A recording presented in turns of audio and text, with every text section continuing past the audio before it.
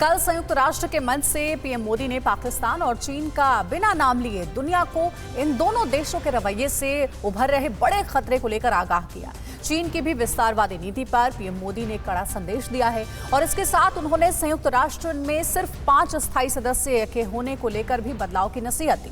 PM Modi ने America से देश के लिए रवाना होने से पहले ट्वीट कर कहा है कि उन्हें विश्वास है कि आने वाले दिनों में भारत और अमेरिका के रिश्ते और मजबूत होंगे। दुनिया के सबसे बड़े मंच से पीएम मोदी के संबोधन से जुड़ी खबरों के लिए देखते हैं टॉप 9 यूएन में पीएम मोदी।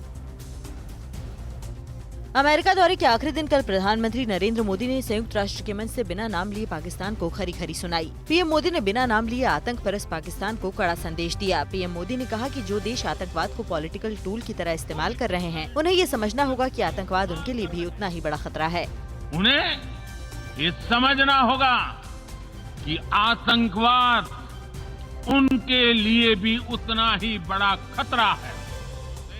पीएम मोदी ने अफगानिस्तान में तालिबान राज को लेकर भी दुनिया को संदेश दिया। पीएम मोदी ने कहा कि ये तय करना होगा कि अफगानिस्तान की धरती का इस्तेमाल आतंकवाद और आतंकी हमलों के लिए न हो पाए। इसका भी ध्यान रखना होगा कि कोई देश अपने स्वार्थ के लिए अफगानिस्तान का इस्तेमाल न कर पाए। पीएम का इशारा अफगानिस्तान में पाकिस्तान की दखलंदाजी को लेकर था।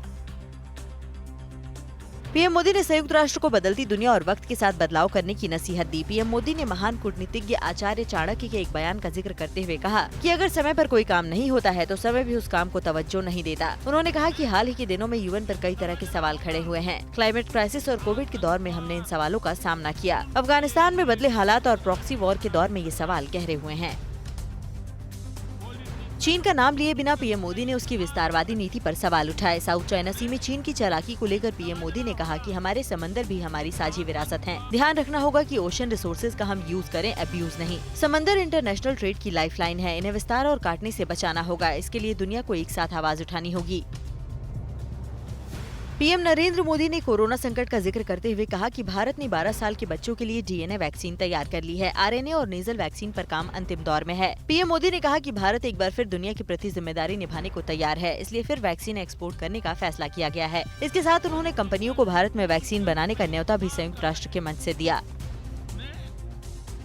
संयुक्त राष्ट्र महासभा के 76वें सत्र को संबोधित करते हुए पीएम मोदी ने दुनिया को लोकतंत्र का पाठ भी पढ़ाया। उन्होंने कहा कि ये भारत के लोकतंत्र की ताकत है कि एक छोटा बच्चा जो कभी एक रेलवे स्टेशन की टी स्टॉल पर अपने पिता की मदद करता था, वो आज चौथी बार भारत के प्रधानमंत्री के तौर पर यूएनजीओ को संबोधित कर रहा है। मैं उस देश का प्रतिनिधित्व कर रहा हूँ जिसे मदर ऑफ डेमोक्रेसी का गौरव हासिल है। अमेरिका की 3 दिनों के सफल दौरे के बाद प्रधानमंत्री नरेंद्र मोदी भारत के लिए रवाना हो गए। पीएम मोदी अमेरिका से अपने साथ 157 अनमोल तोहफे भी लेकर आ रहे हैं। अमेरिका ने पीएम मोदी को भगवान बुद्ध की कई 100 साल पुरानी मूर्ति समेत 157 कलाकृतियां लौटाई हैं, जिन्हें तस्करी कर कभी अमेरिका ले जाया गया था। पीएम मोदी आज सुबह 9:30 बजे दिल्ली लौटेंगे। पीएम मोदी ने संयुक्त राष्ट्र में विकासशील देशों में प्रदूषित पानी की समस्या का भी जिक्र किया। उन्होंने बताया कि कैसे भारत लोगों को पीने का शुद्ध जल मुहैया कराने की मुहिम में लगा है। पीएम मोदी ने कहा कि जब भारत विकास करता है तो दुनिया का विकास होता है। कोरोना ने बताया कि ग्लोबल इकोनॉमी को और डाइवर्सिफाई किया जाए। हमने भी आत्मनिर्भर भारत के तहत इसकी शुरुआत की है।